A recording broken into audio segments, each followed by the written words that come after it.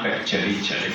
So very philosophical, existential, great poet, but for some reason he and Ghalib never got along, and I will tell you a couple of stories about their fights in a second. So when 1854 Ghalib died, Zog died, Ghalib was the only great poet left. So everybody told Bahadur Shah Zafar, come on, you will look ridiculous if you don't appoint him. So at that point in time, Ghalib was appointed the poet laureate of the Mughal realm. He was given honorifics, Kabirul Mulk, Najmut Tola, Ustad-e Qila-e Mualla. These are big sounding honorifics, and he was extremely thin-skinned man, extremely aware of social strata, and proud. Like I just had recited the Hai Aur Di Duniya. He was very proud, but occasionally he would also kind of evening that was supposed to be raining. We've set up everything indoors. We're missing a lovely evening outside. Hopefully it won't be raining today. Thank you very much for coming. We have a very special guest that I had the personal privilege and honor of inviting from MANTHAN. And he was good enough to come in the midst of a very, very busy few days in Hyderabad. It was back in October, I think, of 22. The book club that I'm involved with came across a book called Murder to the China. And something to the effect of, it's akin to Umberto Eco's Name of the Rose, which to me is the epitome of historical fiction in the mystery genre, murder mystery genre. Club members, and we voted overwhelmingly to read the book. And then somebody noticed that the book said that the blurb said that the author was from Hyderabad. On that simple sentence, we reached out by email to this gentleman we did not know and said, would you join us on Zoom for the discussion? He very graciously agreed, joined us, and led a fascinating discussion about not only the book and the times of Ghalib and the period of the mid-1800s, but also how it was to write the book and the 7 to 9 year effort he went through to create this really beautiful piece. That was in October 22. At the end of that session, he asked if he could join our club, and so we've been Zoom connects ever since, and literally met him for the first time this week. In 23, our club actually celebrated, I think, 8 years of existence, and we voted on the best books of certain genres. And Murder to the Mushaira, I don't know if I've told Raza, was the overwhelming favorite as the best fiction work that we've ever. And his head's going to grow another couple of inches when we tell him that one of the contenders for that position was Amor Towles' A Gentleman in Moscow, which truly is a beautiful piece of writing. But this was a lovely, lovely book. Thank you, Raza, for writing it, for letting us read it and joining us. So, anyway, then I had to introduce him. So I actually had to go and read stuff about the gentleman, Professor Razani, Dr. Razani from the University of Massachusetts Amherst, IIM Calcutta, but more interestingly, HBS just down the road. And if I'm not mistaken, he doesn't need any introduction to a number of the people in the audience who are HBS classmates who may or may not have seen him in a while. But they've had the pleasure of coming to this, seeing him in person, because he doesn't get here that often.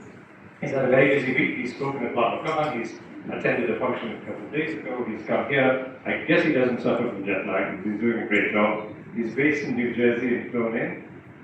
Very, very, very honored to have him. He's going to talk about. So naturally, we assume he was a professor of. No, he's a professor of management, strategy, technology, innovation, all of management issues. But his love close to his heart is poetry, from which he got Ghalib, from which he became a Ghalib expert, and has written scholarly books and articles on Ghalib, and if I'm not mistaken, in Ghalib as well.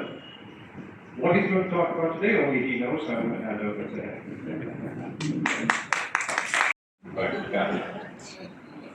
But I am and I like to think I'm not that interesting, but certainly the topic of today's conversation is Mirza Ghalib is a really fascinating individual, and it is my pleasure and privilege to talk to you about him. Just to foreshadow, I will speak for about 45 minutes, so and I am good at keeping to time, so at least you will know when to expect a graceful departure. Because some people can go on, and Ghalib is that sort of a topic. And I will tell you why Ghalib is that sort of a topic in a second. But let us begin by reciting a verse that Ghalib wrote in praise of himself. And he said, हैं और भी दुनिया में सुखनवर बहुत अच्छे, हैं और भी दुनिया में सुखनवर बहुत अच्छे, कहते हैं कि गालिब का है अंदाज़े बयां और. So I translate it as follows, that good poets labor with words to cast their mystic spells. Good poets labor with words to cast their mystic spells, but rumor has it Mr. Ghalib is something else. So, and why?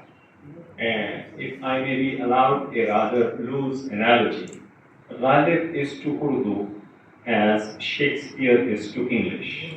Ghalib is to Urdu as Dante is to Italian.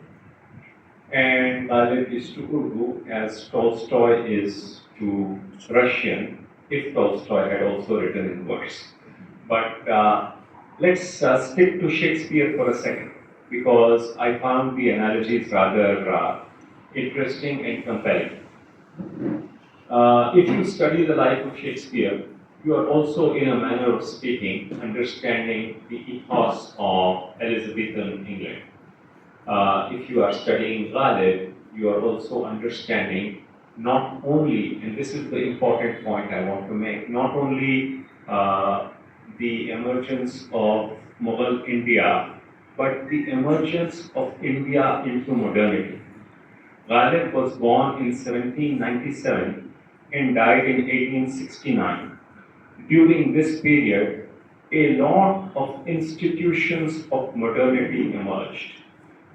This included some very good technological developments, such as the development of the printing press. And Ghalib was fortunate to be one of the first Urdu writers whose works were mechanically mass-produced and sold. This was also the era where the telegraph came in. Briefly, the railways were coming in, though he did not have much to do with them. But one modern institution that Ghalib engaged with tremendously was the postal system.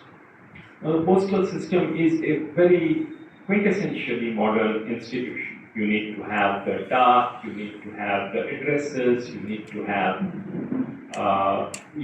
ways to send letters. But more importantly, you need to develop that mode of communication. So Ghalib wrote a lot of letters, bunches and bunches of letters, long letters. And one of his disciples, a man named Hargopal Tafta was kind enough to collect all the letters that Ghalib wrote to him, and then went and found other letters that Ghalib had written to other people.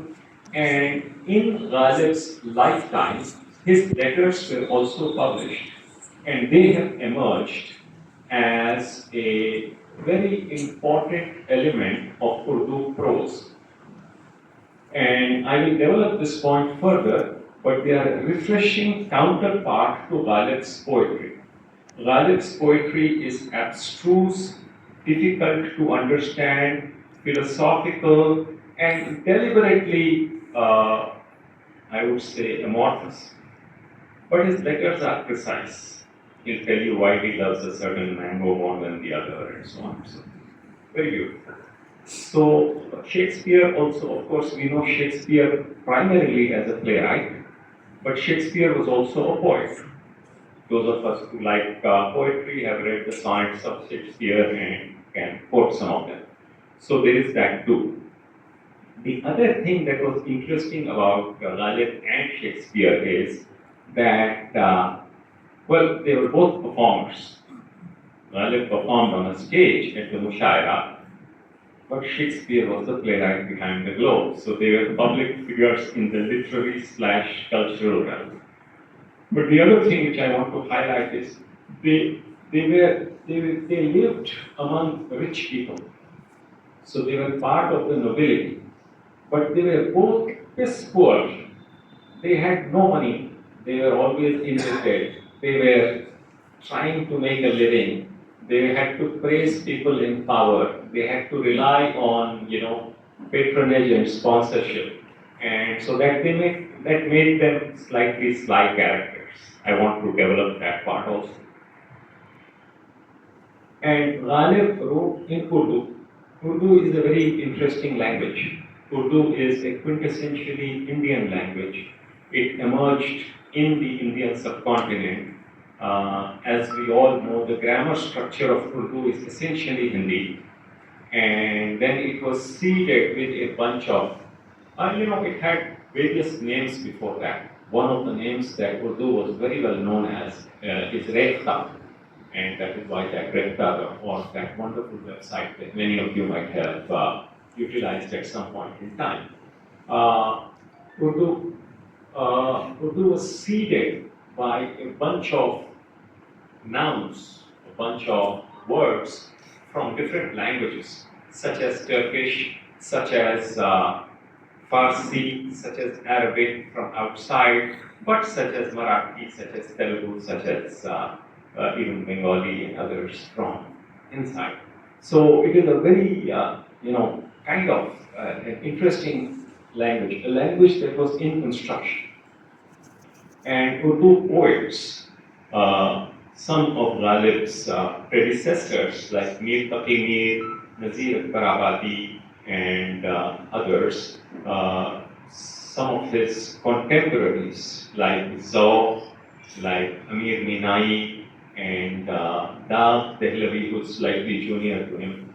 These were the people who kind of brought the simile and the metaphor and the literary conventions into Urdu. So he was the progenitor of the language, along with, I would say, being the paragon of Urdu expression.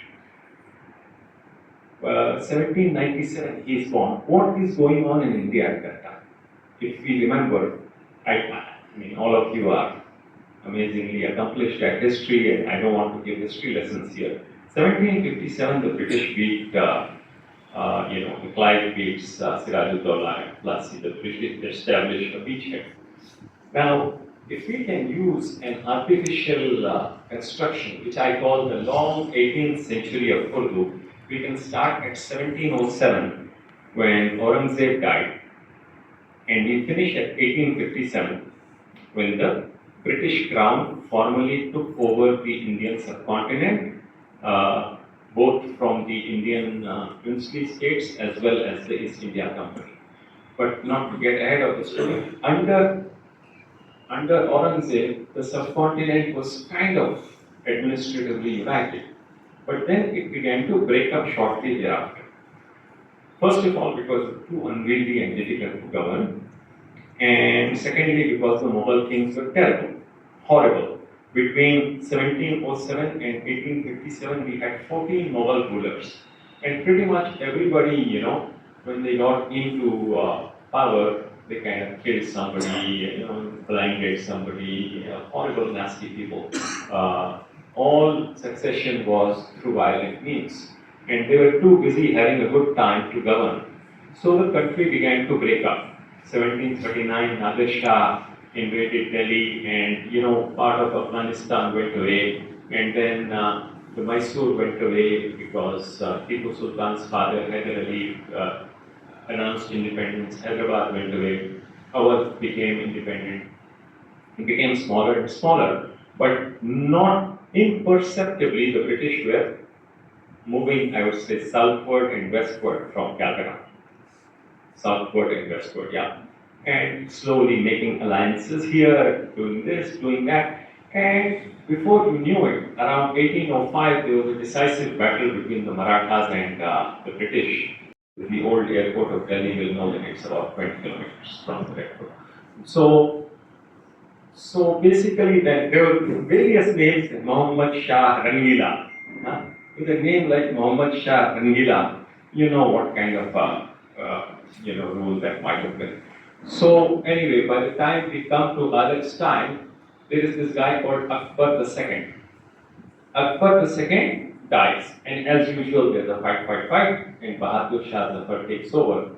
Ghalib has made the, I'm getting ahead of my story, but Ghalib made the cardinal mistake of backing the other guy who didn't make it. So Bahadur Shah Zafar hated him. But to go back to our institutional history, so the British are running the show.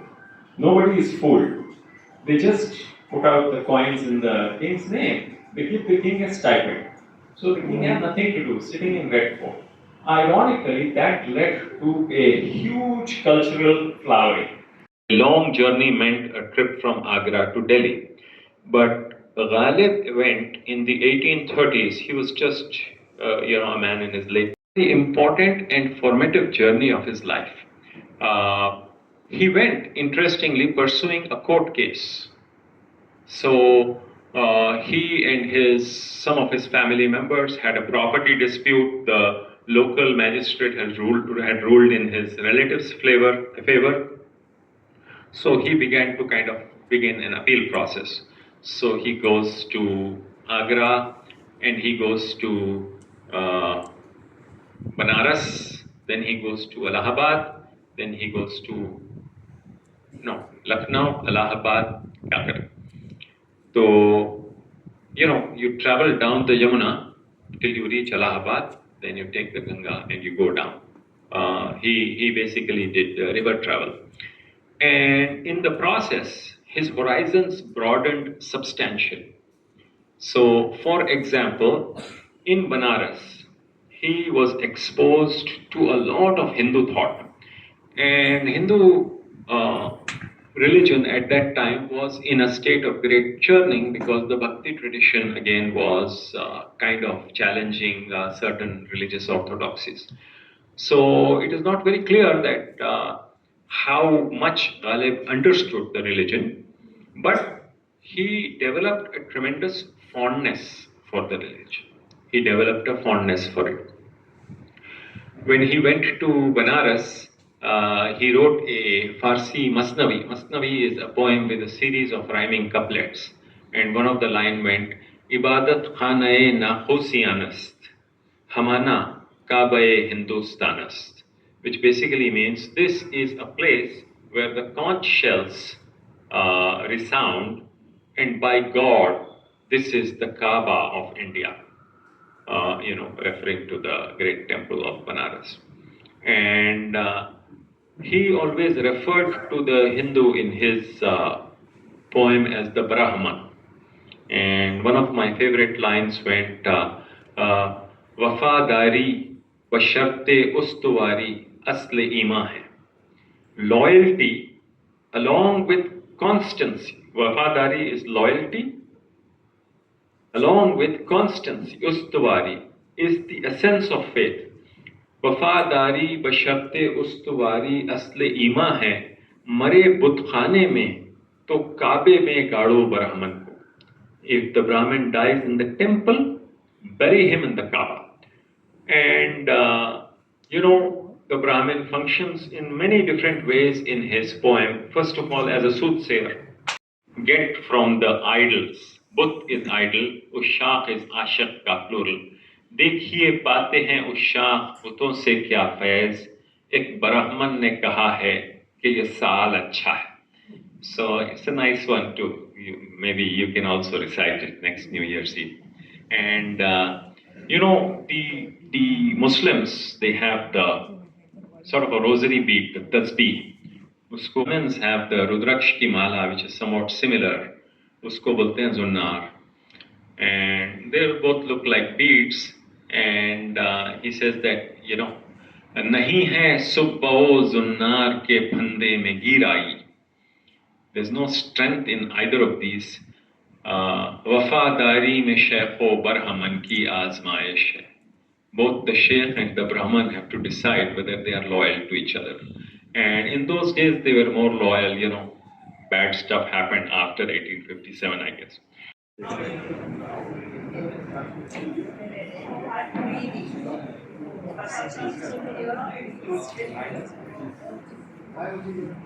Good evening, friends. I request all of you to rise for the national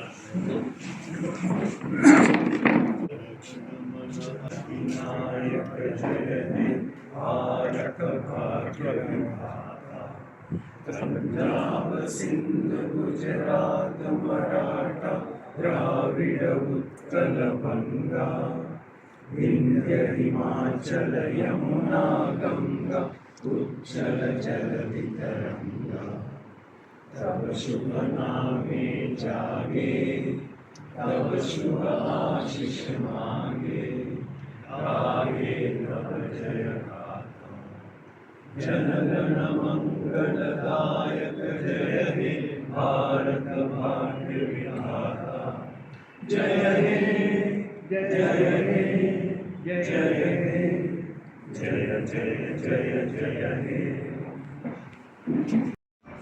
So it's like, you know, tradition. Whether I will pass the test or not. No. You will be kind and you'll tell me I have, but we will know. What we notice now is Uh, post-COVID, not before, post-COVID, news on the net are reaching 250, but our audience is thinner. And I think that there is something which COVID has. yeah, and that is generally. Otherwise, you would have like a big hub. Now there's something which we do to us which it's an interesting proposition. Talk to people that tell you that yes, there is the presence. Yes.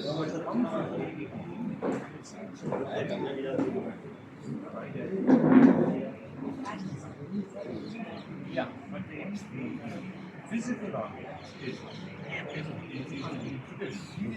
And the pictures on especially it's quite I'll show you before you move. Straight there. You have to see it. The range and you know when I was coming here, something outside was so dense. yeah.